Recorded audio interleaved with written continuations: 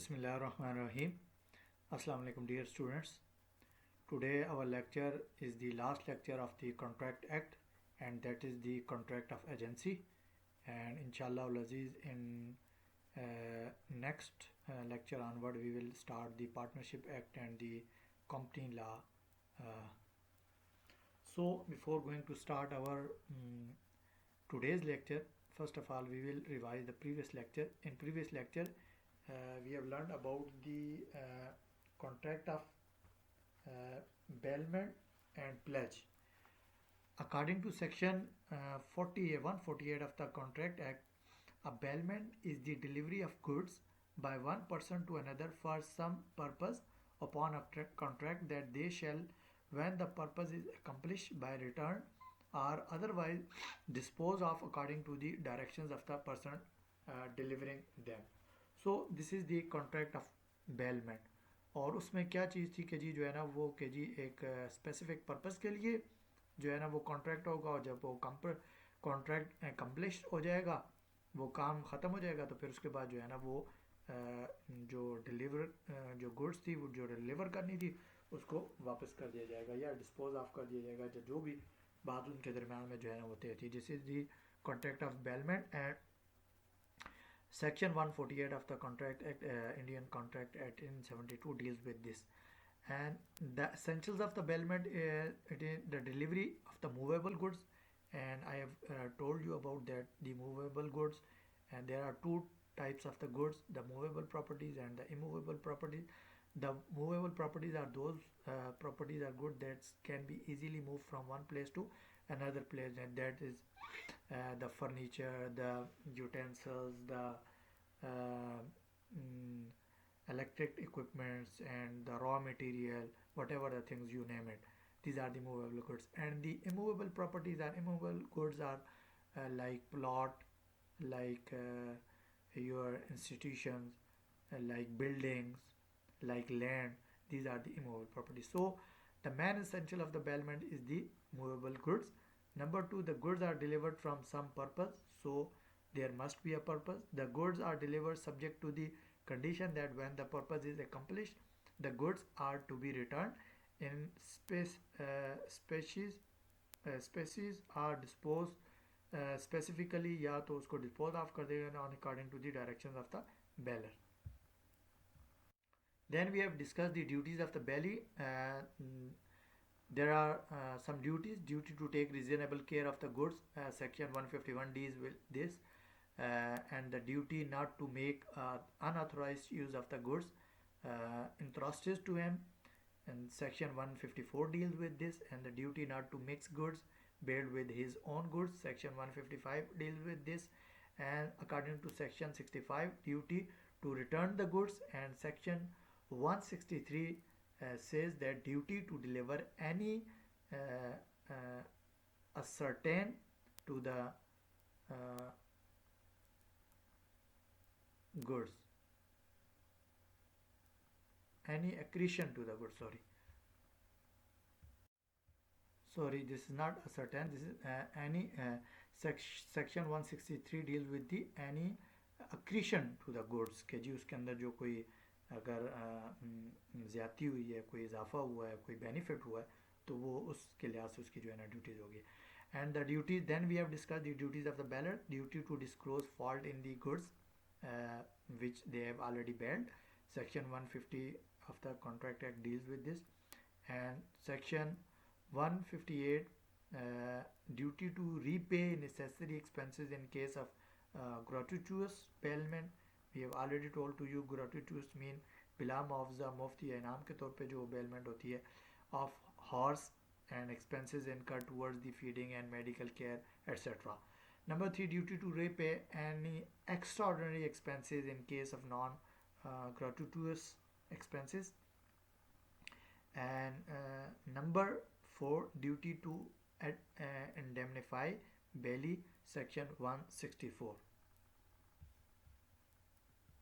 There are also some rights of the bailey, and we have discussed: to enforcement of the bailor's duty, right to deliver goods to one of several joint owners, whatever the directions from the bearer and right to deliver goods in good faith to bearer without title without incurring any liability to the true owner. Number 4, right of lien, and we have discussed the lien means the right of a person to retain possession of some goods belonging to another until some debt or claim of the person in possession is satisfied कि जी उसके पहले से जो है ना आपस में ज़ाहिर है उनका जो है ना वो चल रहा था सिस्टम, तो वो उसमें ये होता है कि जी जो है वो लीजन में ये होता है कि जी वो उसकी चीज़ों को रोक लेता है। वो कहता है कि जी जो पहले हमारे दरमियान में तय हुआ था, आपने कहा था मैं इतने पैसे दे दूंगा, वो आप दे दें तो मैं अपनी चीज़ों को दे देता हूँ, या ये कि जी जो है ना वो उसके बदले में उन चीज़ों को जो है ना वो रोक लेते हैं। That is called lien. Rights of the bailor, enforcement of the bailee's duty, right to terminate bailment if the bailee uses the good wrongfully, वो उसको ख़त्म कर सकता है। Section 153 deals with this. Right to demand return of the goods at any time in case gratuitous bailment, section 159 deal with this. Then we have discussed the pledge or pawn according to section 172 contract act. The bailment of goods for repayment of a debt or performance of a promise is called pledge. The bailer in this case is called the pawner and the bailee is called the pani. So मैंने आप लोगों को बताया था कि जी जो है ना वो गांव में लोग क्या करते हैं कि जी mortgage bail और you can say कि जी जो है ना वो pledge mean mortgage, जैसे लोग जो है ना वो गांव में किसी से लोन लेते हैं उसके बदले में अपनी प्रॉपर्टी को mortgage कर देते हैं, तो हमने उसको डिटेल में डिस्कस किया था। What is the difference between bailment and pledge? Pledge is the bailment for a specific purpose, that is to provide security for a debt or for the fulfillment of object, and in the case of bailment is for a purpose other than two under pledge, that is for repairs, safe custody, etc. And as far as concerned about the pledge has right to sell on default after the giving notice thereof on the pledger, but in case of bailment no right to sell. The bailee may either retain the goods or the bailer for non-payment of his dues. So essential features of the valid pledge: delivery of possession. Delivery should be upon a contract. Delivery should be for the specific purpose of security. Delivery should be upon condition to return. And there are some duties of a pawner: duty to repay the loan, duty to pay expenses in case of default, and there are some duties of the pawnees: duty not to use pledge goods, duty to return the goods. But in this case, if there is agreement between pawner and pawnee that the pawnee can use the good, then he can use the good. But if it is decided that he cannot use the good, then he cannot use the good. क्योंकि मैंने आप लोगों को बताया था कि जी mortgage दो तरह की होती है। एक ये होता है कि जी जो है ना सिर्फ मॉर्गेज में जो है वो क्या करते हैं कि जी सिर्फ सिक्योरिटी के लिए जो है ना उस चीज़ को जो है ना वो रख लेते हैं। दूसरे में ये होता है कि जी आप उसको क्या करते हैं कि जी उसको उसकी प्रॉपर्टी को जो है ना वो यूटिलाइज़ करते रहते हैं। लाइक जी लोग वहाँ पे कोई फसल होती है, फसल यूटिलाइज़ करते लेते हैं, या मतलब ये कि जी उससे रेंट आ रहा होता है तो उस रेंट को यूज़ कर लेते हैं। बट अगर वो सही तरीके से ये है कि जी जो है ना वो जो इस्लाम का तरीक़ाकार है वो हमने जो है डिस्कस किया था कि जी अगर आपके पैसे उस तरह से रिकवर हो जाते हैं जो एक्चुअल अमाउंट है, तो फिर उसको रिटर्न कर दिया जाए, और अगर आप फिर भी रिटर्न नहीं करते हैं तो this is wrong, this is not fair. There are some rights of the pawner: right to redeem the goods pledge, right to receive the increase, yes of course. And there are some rights of the pawnee: right to retain the pledge goods, right to extraordinary expenses, right in case of default of the pawner, rights to sell of the goods. So this was our previous lecture, and our today's lecture is the contract of agency. Contract of agency.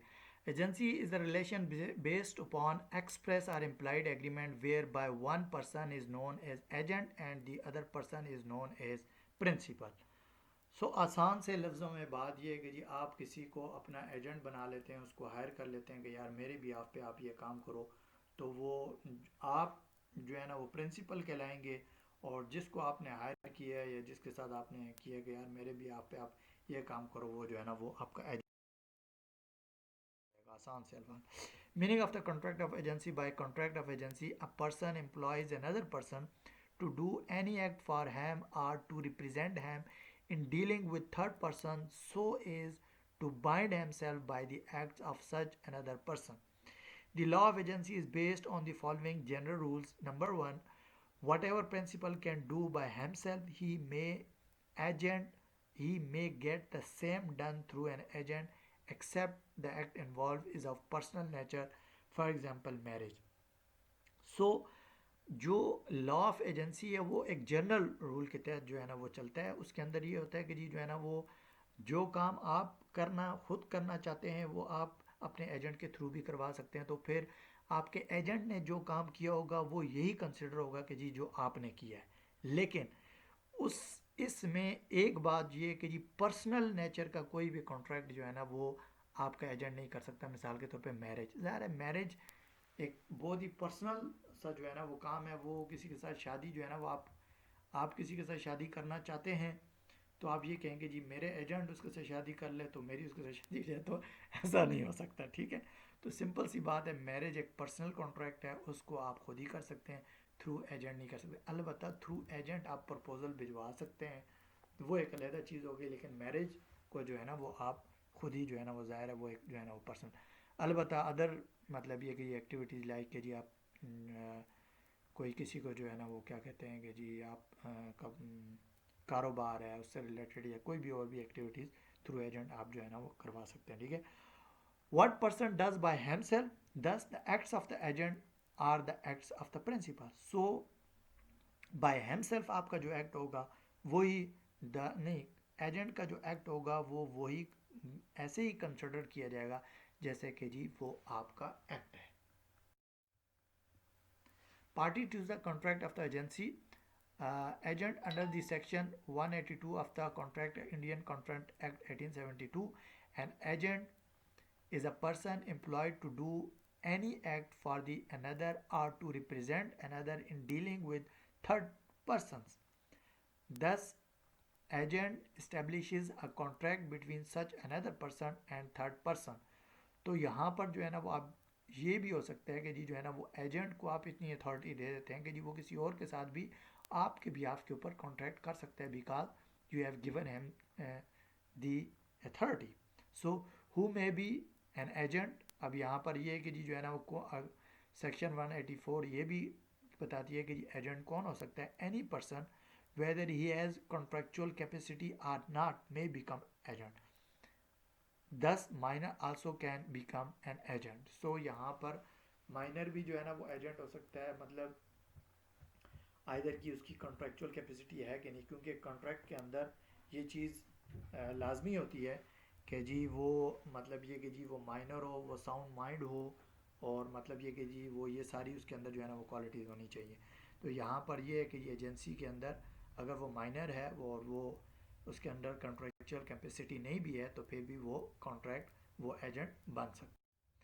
Principle. Under section 182 of the Contract Act, the person for whom act is done by an agent or who is represented in dealing with the third persons by an agent is called a principal. So means you are a principal and to whom you are appointing on the behalf of you to do some act is called your agent.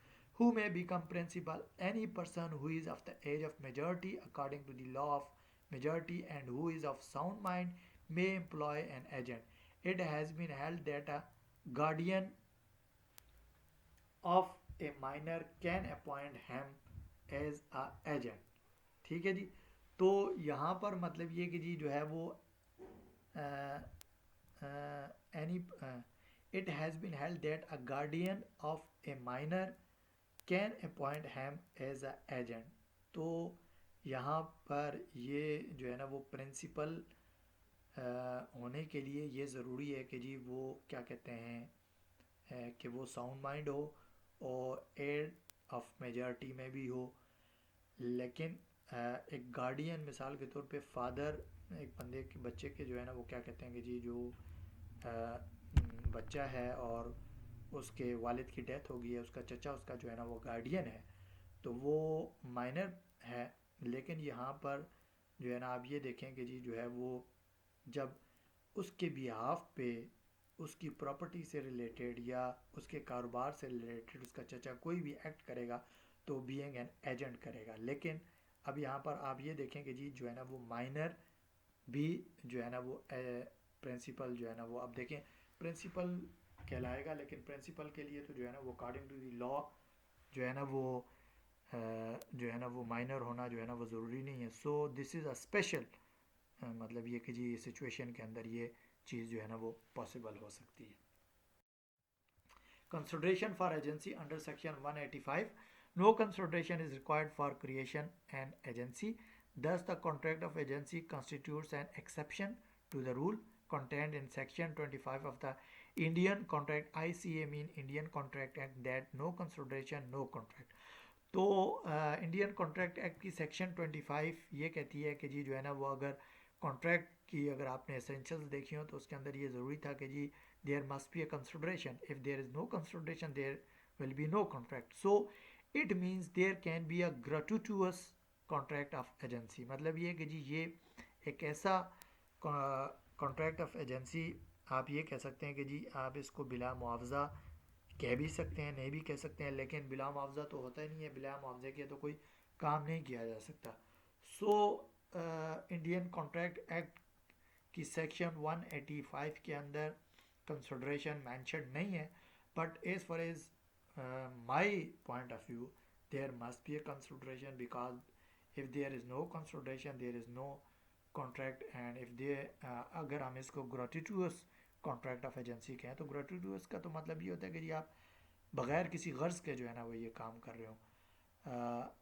अलबत्ता जो मतलब ये कि जी guardian मतलब चचा अपने भतीजे का अगर गार्डियन है और वो उसके बिहाफ पे जो है ना वो काम करता है एज एन एजेंट, उसकी प्रॉपर्टी की देखभाल कर रहा है, उसके कारोबार को जो है ना वो रन कर रहा है, तो वो बिला मुआवजा कर सकता है। तो यहाँ पर ये वाली मिसाल ली जा सकती है। लेकिन अगर आप मिसाल के तौर पे किसी बंदे को एजेंट अपॉइंट करेंगे तो एजेंट तो डेफिनेटली जो है ना आप उसको कोई ना कोई मुआवजा देंगे कि जी वो आप कि जो है ना वो डिफरेंट जो है ना फ्रेंचाइजीज हैं आपकी, डिफरेंट जो है ना वो आउटलेट्स हैं आपकी, जो है ना वो डिफरेंट जो है ना वो एक नाम की जो है ना वो शॉप्स हैं और आपने वहाँ पे बंदे को एजेंट रखा हुआ है और आपके भी आप पे ख़रीदारी भी करता है, बेचता भी है और आपको प्रॉफिट देता है, तो ज़ाहिर है उसको आप कुछ पे करते हैं।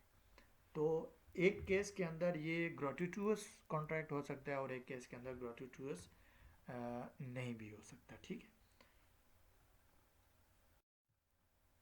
Creation of agency, modes of creating contract of agency कौन कौन से मोड है? Number 1 by express authority, number 2 by employed authority and number 3 by ratification.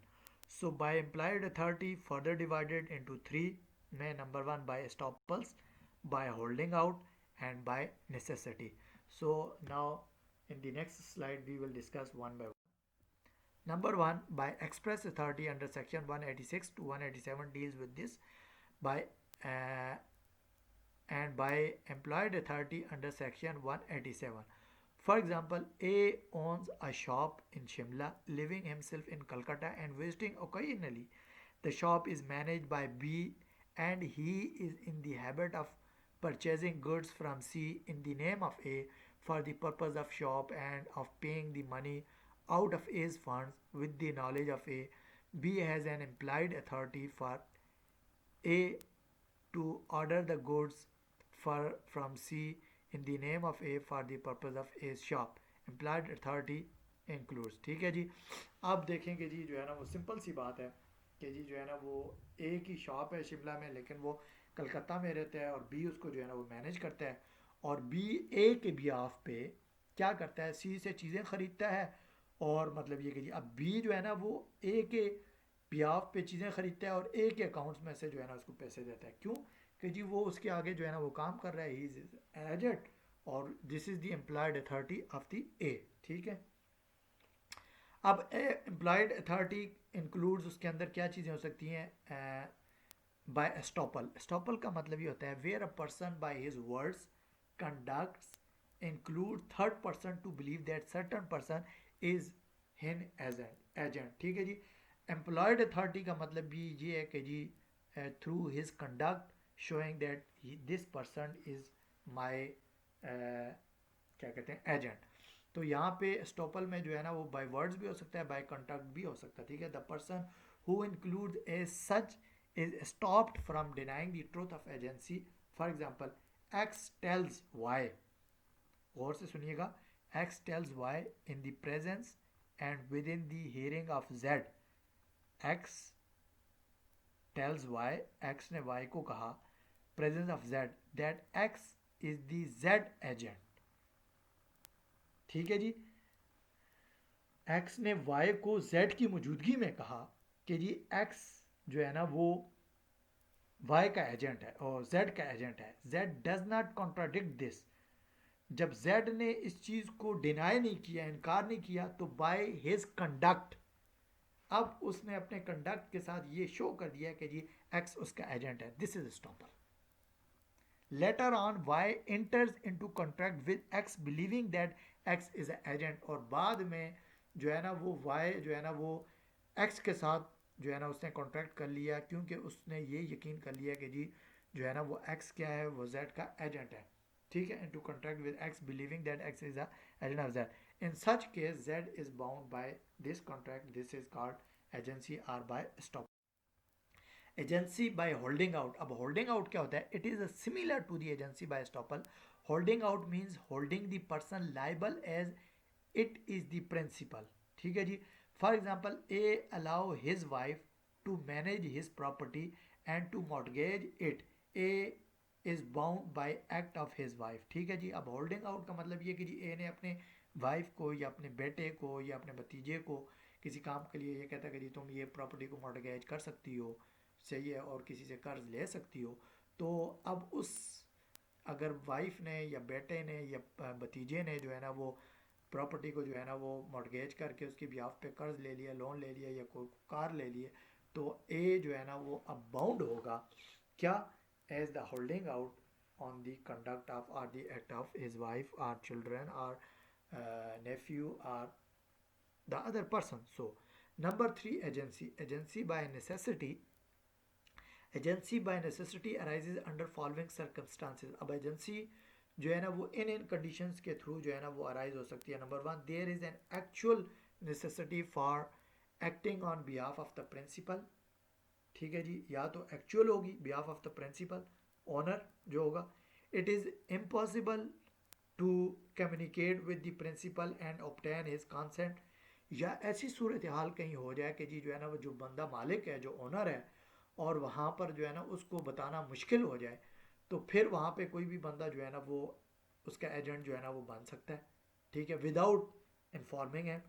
The act must be done in the interest of the principal. लेकिन उसके लिए ज़रूरी ये है कि जी जो भी बंदा without informing that very person जो भी वो काम करेगा उसके बिहाफ के ऊपर, उसकी गुड्स से रिलेटेड, उसके सामान से रिलेटेड, उसके कारोबार से रिलेटेड, वो उसके इंटरेस्ट में होना चाहिए, उसके बेनिफिट में होना चाहिए, उसके नुकसान में नहीं होना। Agency bye ratification under section 193। अब रेटिफिकेशन का मतलब ये होता है कि जी आप उसको वेरीफाई करना, रेटिफाई करना, ठीक है।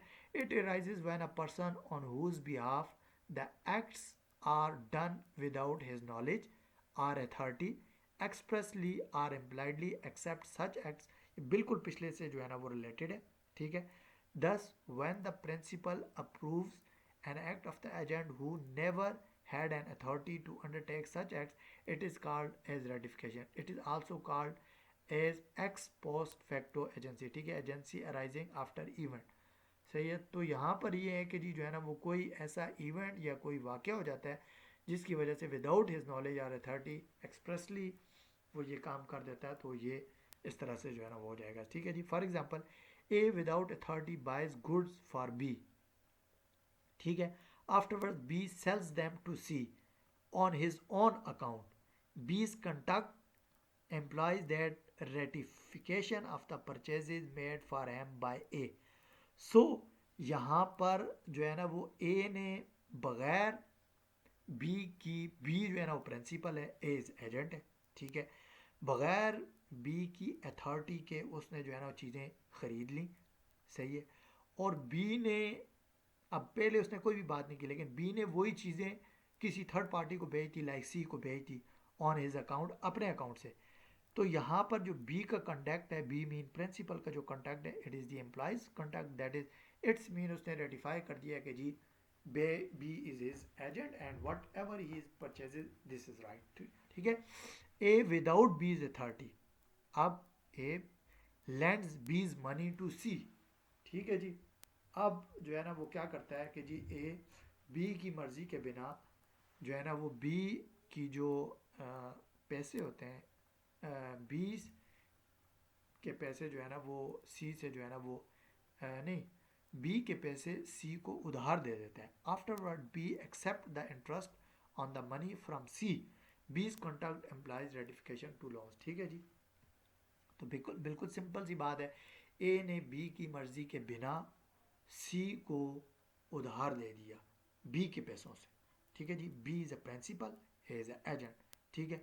बाद में बी को जो उसके ऊपर इंटरेस्ट था बी ने ले लिया सी से, तो इसका मतलब ये कि जी उसने अपने कंडक्ट से, अपने फेल से, अपने एक्शन से ये शो कर दिया कि जी जो है ना वो रेटिफाई कर दिया, और ये मतलब क्लियर कर दिया कि जी ए जो है ना वो एजेंट हो गया। ठीक है जी बी का। Modes of ratification under section 197, full knowledge of the principal. Section 198 कहती है कि जी फुल नॉलेज होना चाहिए प्रिंसिपल को। Ratification must be for whole transaction, तमाम ट्रांजेक्शन के लिए होनी चाहिए, आधी नहीं होनी चाहिए।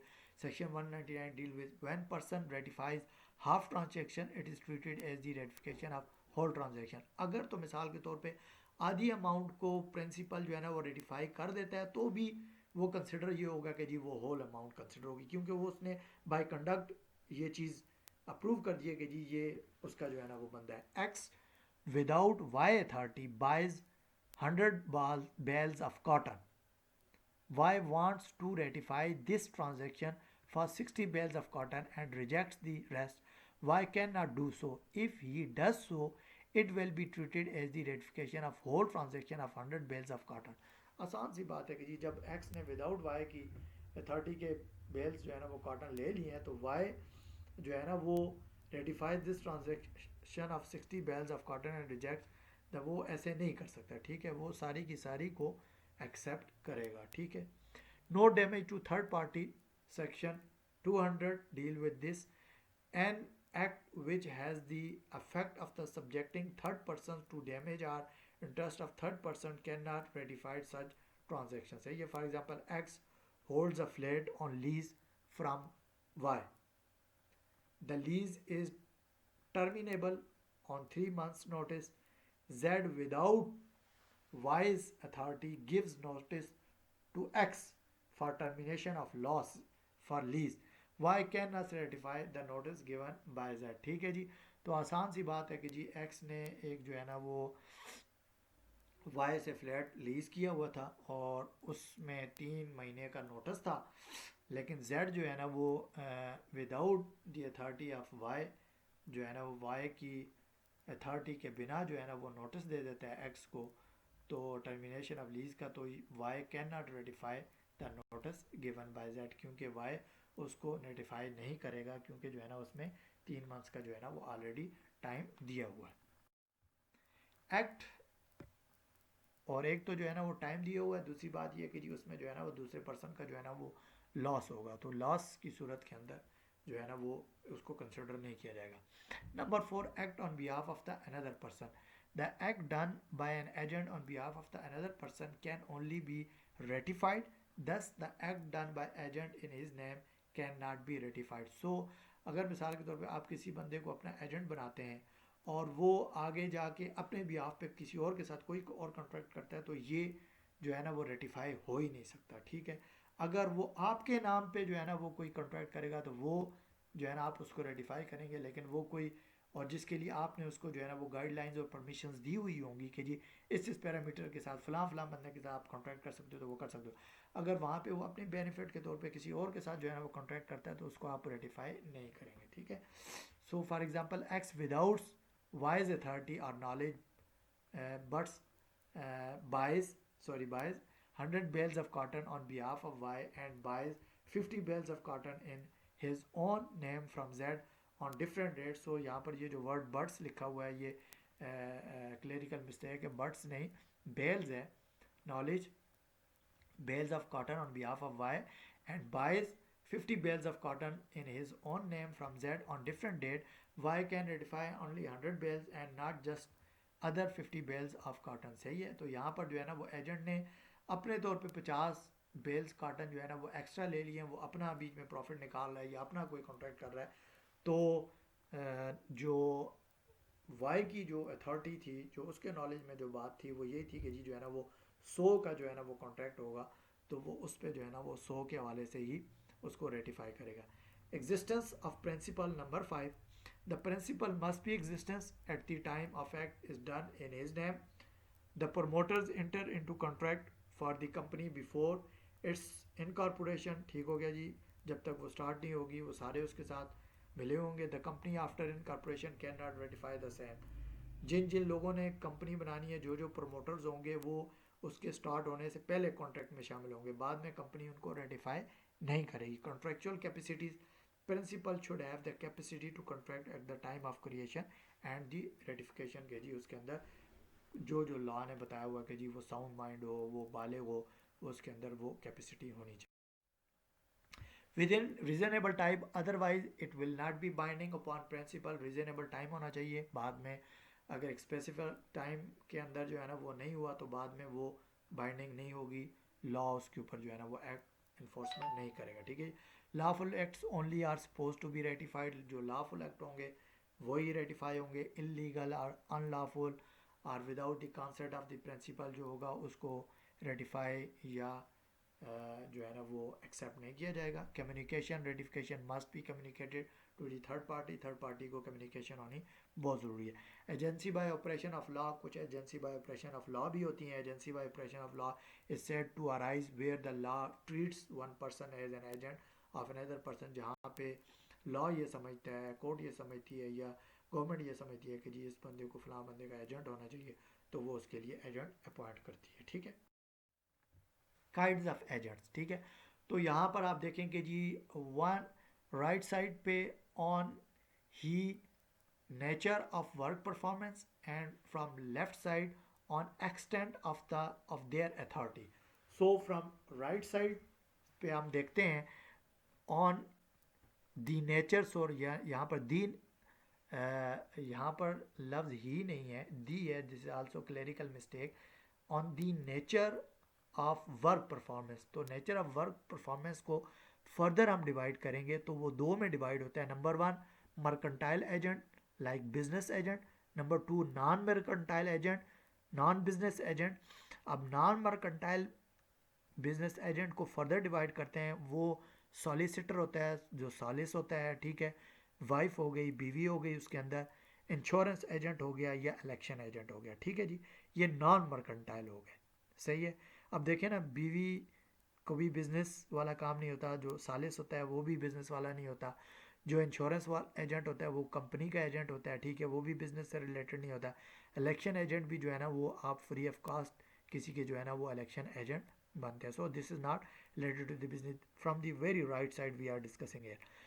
मर्केंटाइल एजेंट को फर्दर हम डिवाइड करते हैं, वो किस किस में डिवाइड हो जाता है। नंबर 1 जो है ना वो broker, factor, commission agent, auctioneer, del credere, सही है, और फिर बैंक एजेंट। इनको फर्दरली हम जो है ना वो डिस्कस करेंगे। These are related to mercantile agent like business agent.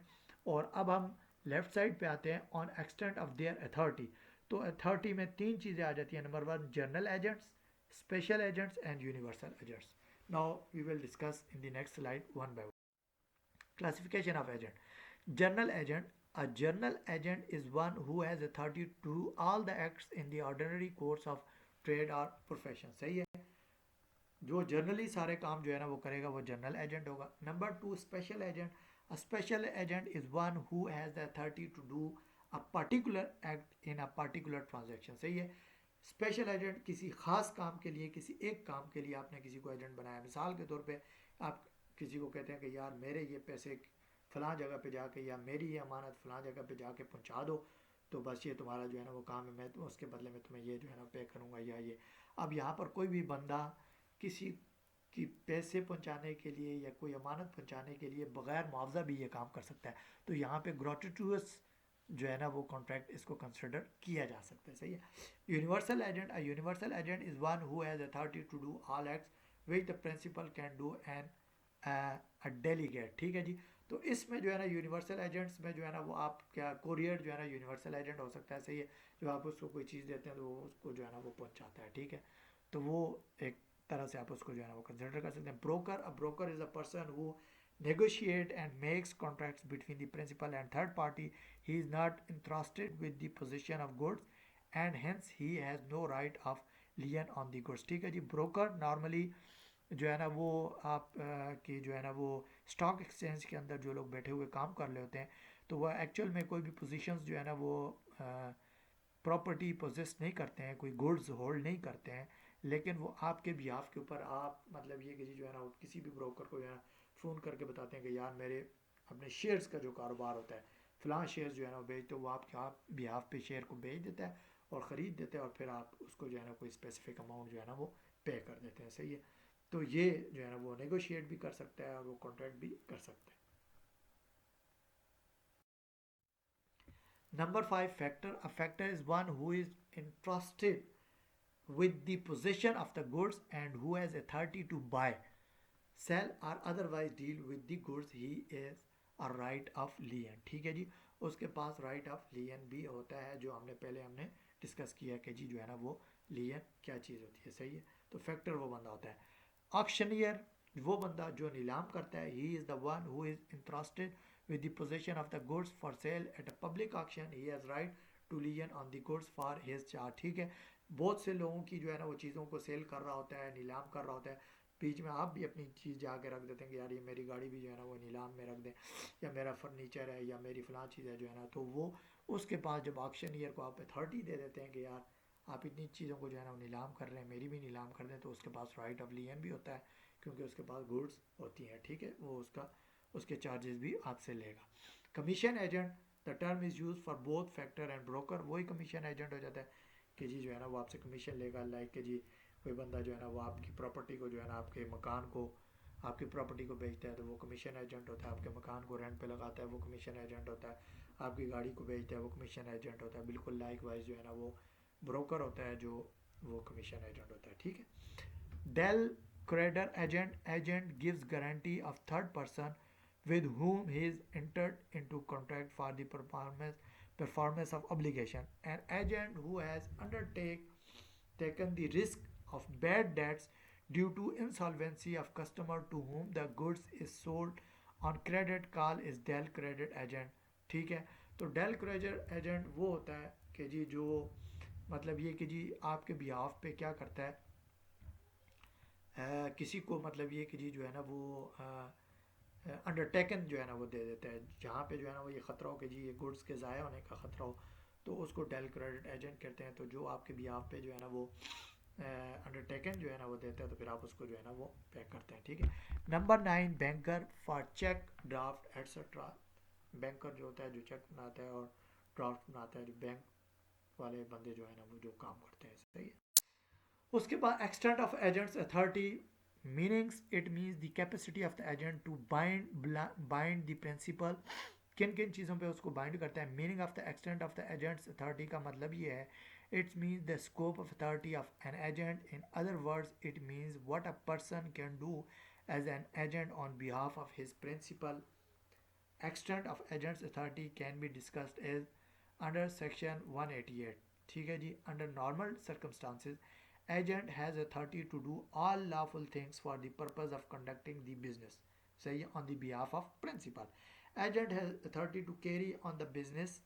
For example, A appoint B his agent to carry on his business of ship building। B may purchase timber and other materials and hire workmen for the purpose of carrying on the business। So उससे related कि जी आपने ships बनानी है, आप ship से related आप जो भी मटेरियल वो लकड़ी ख़रीदेगा, वर्कमैन ख़रीदेगा, सही है, उसके लिए जो है ना वो उनके खाने का इंतज़ाम करेगा, वो सारा कुछ करेगा, तो वो कर सकता है। सही है। Under normal condition under section 188 इसको जो है ना वो डील करे। इन एमरजेंसी कुछ एजेंसी जो है ना वो इन एमरजेंसी भी जो है ना वो क्रिएट होती है 189. An agent has authority in an emergency. हाँ, अब एमरजेंसी में क्या होता है, to do all such acts for the purpose of protecting his principal from loss as would be done by the persons of ordinary prudence in case under similar circumstances. For example, case Sim and Co versus Madland Rail Company, where butter was in danger of becoming useless owing to delay in transit and it was impossible to obtain instructions of the principal. The railway company sold the butter for the best available price. It was held that the principal was bound by this sale. सही है. तो अब जो है ना, जैसे मैंने आप लोगों को बताया कि जी कोरियर वाला जो होता है वो भी जो है ना वो एजेंट होता है. ठीक है, तो बिल्कुल लाइक वाइज जो है ना वो आपका क्या कहते हैं, जो हो गया रेलवे वाला जो आपकी मतलब ये कि जी चीज़ों को जो है ना वो लेके जा रहा था, वो भी जो है वो क्या कहते हैं कि जी जो है ना वो आपका एजेंट हो गया है. तो तो अब सूरत हाल ये थी कि जी जो है ना वो जो प्रिंसिपल जो ऑनर था, अब उसका बटर वो डिलीवर कर रहे थे, रास्ते में डिले हो गई. तो उस डिले के दौरान जो है ना अब ख़तरा था कि जी जो है ना वो बटर ज़ाया हो जाएगा या मतलब ये कि जी नुकसान हो जाएगा. तो उन्होंने उसको बेस्ट पॉसिबल प्राइस के ऊपर उसको बेच दिया. जब उन्होंने बेच दिया तो जो प्रिंसिपल होगा वो बाउंड होगा इस बात का कि जी वो जो सेल हुई है उसको वो एक्सेप्ट करेगा. सो यहाँ पर वो जो है ना वो उसको क्लेम नहीं कर सकता, क्योंकि जो है ना वो कुछ चीज़ें जो है ना वो हादसाती और इत्तेफाकिया होती है, जो है किसी के भी इंसान के कंट्रोल में नहीं होती है.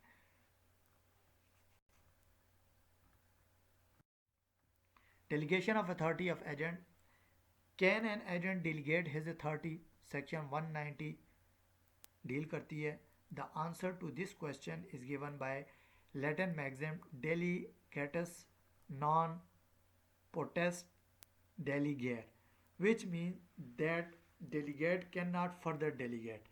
A person to whom the powers have been delegated cannot delegate them to another person, सब एजेंट. ठीक है जी, जब किसी को आप एजेंट बनाते हैं तो वो किसी को आगे से फर्दर जो है ना वो एजेंट नहीं बना सकता. ठीक है, तो एजेंसी जो है ना वो सिर्फ 1 पर्सन तक ही रहती है, वो पर्सन टू पर्सन जो है ना वो आगे जो है ना वो डिलीवर नहीं होती है. ठीक है, एक्सेप्शंस, लेकिन यहाँ पर कुछ एक्सेप्शन जो है ना वो मौजूद है अंडर दिस रूल.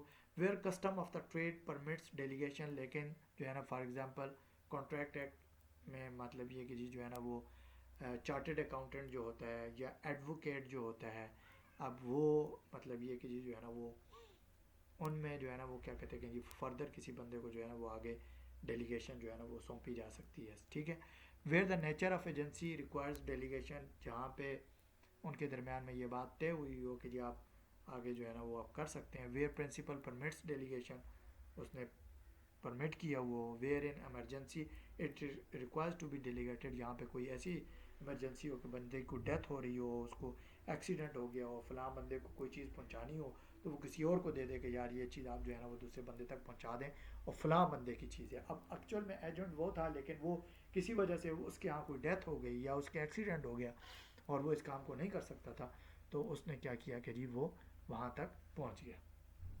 दूसरे को जो है ना डेलीगेट कर दिया. तो एक्सेप्शन ये है कि जी where is any kind of emergency where there is मतलब are the already decided between principal and agents, and where there is a need of any emergency, that this delegation of the authority can be delegated to a third person. Duties of agent: the agent must carry on the business as per the directions given by the principal. If directions given by principals are ignored by the agent and business carried on by agent as per his own judgments, agent himself will be held responsible for the same.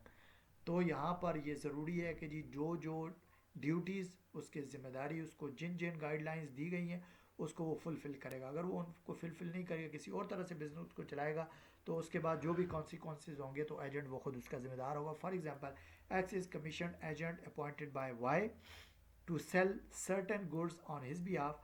Y has given instruction that goods is to be sold on cash payment, but X sold the goods on credit. If credit becomes bad debts due to insolvency, then X himself will be held responsible for the same. ठीक है जी। अब x ने कहा कि जी जो है ना वो उसको क्या करेगा कि जी कैश पे बेचना है, लेकिन वाई ने उसको क्या किया कि जी जो है वो नहीं, सॉरी, वाई ने कहा कि जी आपने एक्स को कहा कि जी आपने वाई एजेंट था, तो सॉरी एक्स एजेंट था, एक्स को ये कहा कि जी आपने कैश पे बेचना है, लेकिन एक्स जो है ना वो क्या करता है कि जी उसको जो है ना वो क्रेडिट पे बेच देता है। तो बाद में क्रेडिट जो है ना वो डिफ़ॉल्ट कर जाता है, इंसॉल्वेंसी हो जाती है, तो उसमें एक्स ही जिम्मेदार होगा, क्योंकि वाई की तरफ से क्लियर कट इंस्ट्रक्शन ये थी कि जी आपने उसको कैश पे बेचना है। Agent should conduct the business with skill and diligence that is generally possessed by the person engaged in similar business, for example lawyer and chartered accountant। ठीक है जी। तो यहाँ पर ये ज़रूरी है कि जी वो सिमिलर बिजनेस करें और वही काम जो उनके जिम्मेदारी उनको लगाई गई। ठीक है जी। इसके अलावा the agent must keep proper accounts of the business, उसको जो है ना वो अकाउंट ऑफ द बिजनेस जो है ना वो करेगा, क्योंकि अकाउंटेंट की यही जिम्मेदारी होती है। ठीक है। उसके बाद duties of agent in an unforeseen event, उसकी ये भी जिम्मेदारी है कि जी कोई इवेंट अकर होने वाला है, कोई मसाइल होने वाले हैं, क्योंकि जो है ना वो लॉयर को भी इस बात का पता होता है और अकाउंटेंट को भी इस बात का पता होता है कि भाई क्या क्या जो है ना सूरत हाल होती हैं, तो वो उसकी जिम्मेदारी है कि उसके बारे में बताए। The agent should not make any secret profit, secret profit भी नहीं कमाएगा विदाउट जो है ना उसकी परमिशन के। Agent should not disclose the confidential information to third party, ये भी उसकी ज़िम्मेदारी है कि जी उसकी ड्यूटी है कि जी वो उसके अंदर क्या ड्रॉबैक्स हैं या क्या सीक्रेट्स हैं वो थर्ड पार्टी को नहीं बताएगा, क्योंकि वो उसका एजेंट है, वो उससे पैसे लेता है, तो उसको यहाँ पे जो है ना वो गलत बयानी या कोई भी जो है ना वो इररिस्पॉन्सिबिलिटी या फ़राइज़ में कोताही नहीं सर अंजाम देनी चाहिए।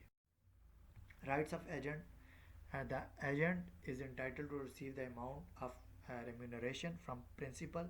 The amount of remuneration is receivable only when the agent fulfills the object of agency। ठीक है जी। उसको जो इनाम मिलना चाहिए, उसको जो मुआवजा मिलना चाहिए, वो उसका राइट है, और वो तब मिलना चाहिए जब वो उसने अपना काम अंजाम दे दिया हो। The agent can retain the amount due to him from the principal in to the forms of advances paid by him or expenses incurred by him during the businesses. वो एजेंट जो है ना वो अमाउंट पहले से भी उसको अगर उसने दे दिए थे उसकी सूरत में भी वो रिटेन कर सकता है, या उसने जो है ना कोई ख़र्चा अपने पास से किया है वो उसको बाद में से भी जो है ना उसमें से भी काट सकता है। यहाँ पर एक मिसाल दी गई है, बड़ी सिंपल सी मिसाल है। If A an agent of B has paid advances of 20,000। ठीक है जी। ए बी का एजेंट है और बी ने उसको सिर्फ 20,000 रुपये दिए हैं। He has also incurred the expenses, लेकिन उसने जो खर्च किया है वो 30,000 का हुआ है, एंड इस कमीशन जो था वो 10,000 था, तो टोटल 40,000 हो गए। The amount of sales received by him on behalf of his principal are R 20। In this case the agent can retain, agent कितने रिटेन करेगा, टोटल जो है ना वो 6,000 रुपये, क्या 20,000 प्लस 10,000 30 हो गए, और plus 30,000 it is equal to 6,000। ठीक है जी। And remit the balance amount to the principal, तो बाकी जो अमाउंट होगी वो जो है ना वो प्रिंसिपल को जो है ना वो वापस करेगा। ठीक है जी।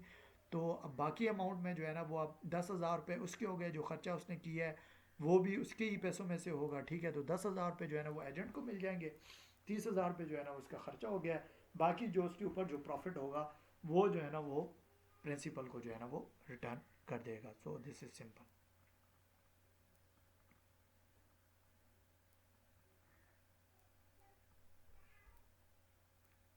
And this is all for today. Rights of lien, agent can exercise the rights of lien on the goods which are there in the possession till the amount of commission or other dues paid to him by the principal. Right of lien can be exercised only when the agent has having possession over the property. वो right of लियन भी कर सकता है कि जी अगर उसके commission उसकी तरफ ड्यू है तो वो प्रिंसिपल को ये कह सकता है। और राइट ऑफ लियन इस सूरत में भी हो सकता है कि जी अगर उसने कोई प्रॉपर्टी होल्ड की हुई हो तो भी एक्सरसाइज किया जा सकता है। Right in stoppage in transit in case of insolvency of the third party, तो जो है ना वो अगर थर्ड पार्टी इंसॉल्वेंट हो जाए तो भी वो राइट उसका राइट है कि जी जो है ना वो ये कर सकता है। The principal is liable to pay all the expenses incurred by the agent in the defence of all lawful acts done by the agent in the course of the business, but not for criminal acts of the agent. ठीक है जी। तो अगर legally agent ने जितने भी अखराजात किए, जितने भी उसके बिहाफ पे के ऊपर काम किए, प्रिंसिपल की ये जिम्मेदारी है कि वो उसको जो है ना पे करे। लेकिन अगर एजेंट ने कोई क्रिमिनल एक्ट किया है जो कि जो है ना वो अनलॉफुल एक्ट है, तो वो उसकी जिम्मेदारी नहीं है कि जी वो उसको पे करे।